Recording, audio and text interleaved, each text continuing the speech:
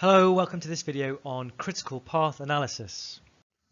So in this video we're going to look at how we calculate earliest start times, latest finish times and float. Then we're going to look at how we identify the critical path, and then finally look at some of the evaluation of using critical path analysis. So let's throw back to last time when we had developed our network diagram. So a quick reminder, we had a number of activities and tasks we needed to complete in order to launch our new product. We had the dependents, so B depended on completing A, and the durations.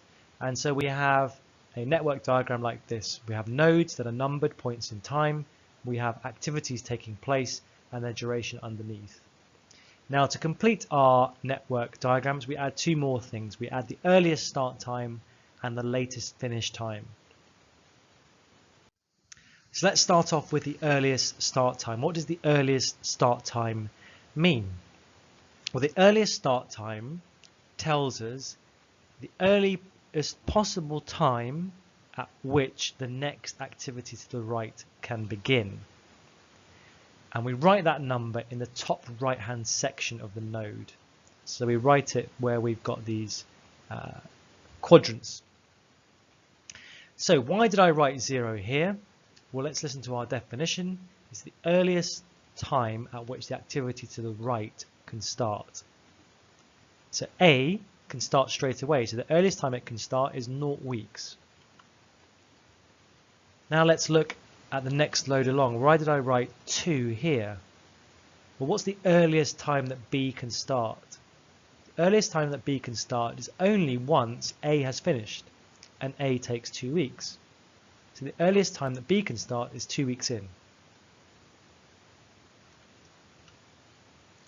If I go on one more to the right, what's the earliest time that C can start? Well, C can start when B and A are finished. A takes 2 weeks, B takes 4 weeks, so C can start after 6 weeks. Now, why didn't I write 9 here? Well, F can start once D and E are finished, and they can begin after 8 weeks. So after 8 weeks, E can begin, which means it will be finished after 9 weeks. But F can't start then, because F also needs to wait for D to be finished. And the earliest time that D can be finished is 8 plus 3, 11. So F can only start after D is finished, which will take 11 weeks. Finally, what does this number tell us? 14. 14 tells us the earliest time at which the project can be finished.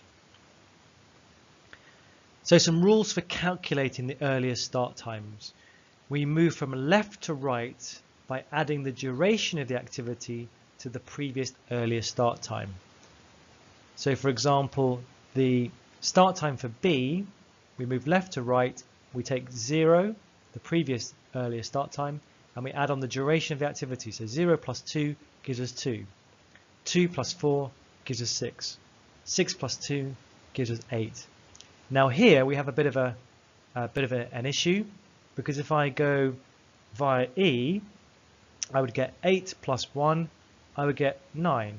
If I go via D, I'd get 8 plus 3 is 11. So if more than one activity precedes a node, so node 5 is preceded by D and E, we always take the highest figure. So here we're going to take 11 rather than 9. Always take the highest figure, because remember, F cannot start by definition until both D and E are finished.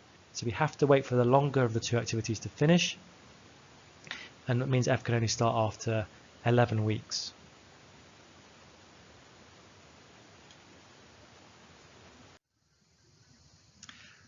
Let's move on now and look at calculating LFTs, and this stands for the latest finish time. And so the latest finish time is telling us what is the latest that the activity to the left can possibly finish to not delay the project. So for this one, we go back rather than from left to right like we do with ESTs, we go back from right to left. So if the project can be completed after 14 weeks, the latest time that F can be finished to not delay the project is 14 weeks. So the 14 weeks is the latest time that F can finish.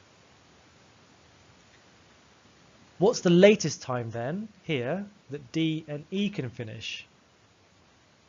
Well, they have to be finished to allow F to take 3 weeks to us to get to 14.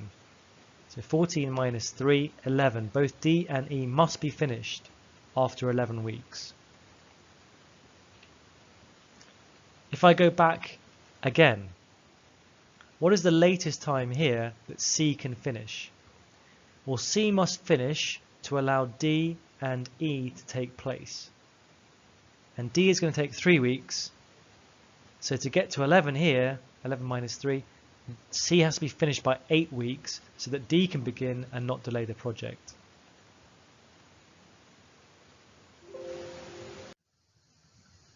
So how do I calculate the latest finish times?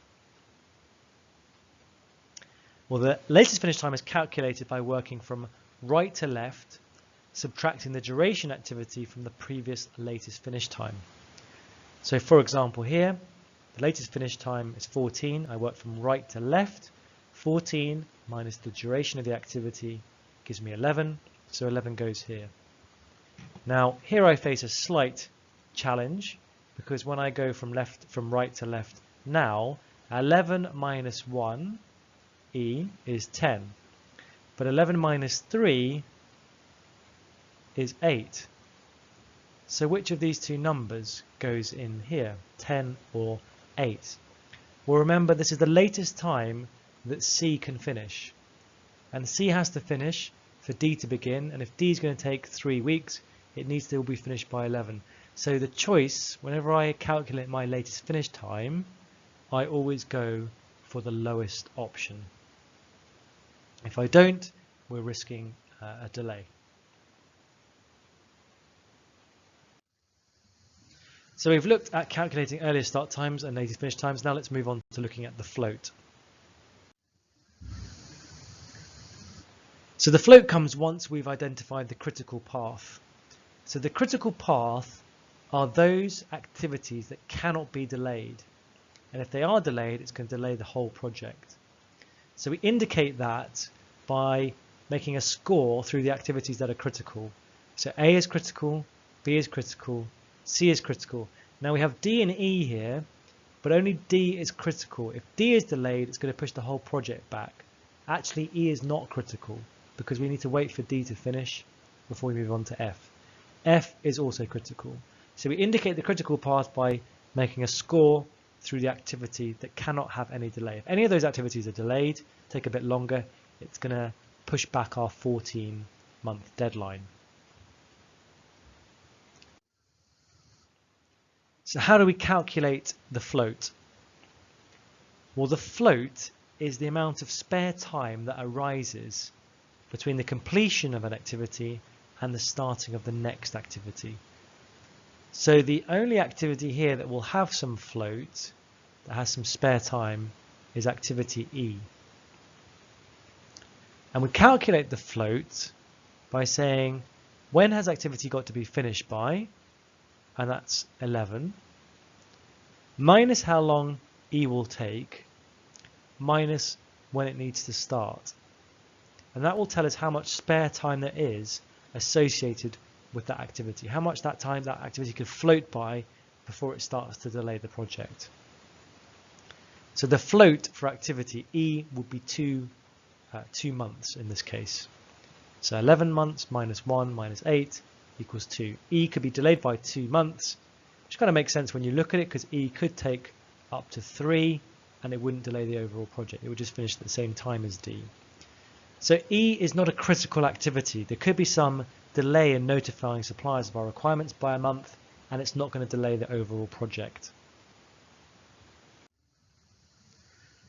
So we've calculated the float there and looked at identifying the critical path. Now let's evaluate the use of critical path analysis. So the benefits of CPA. the key benefit is we identify the critical path of activities.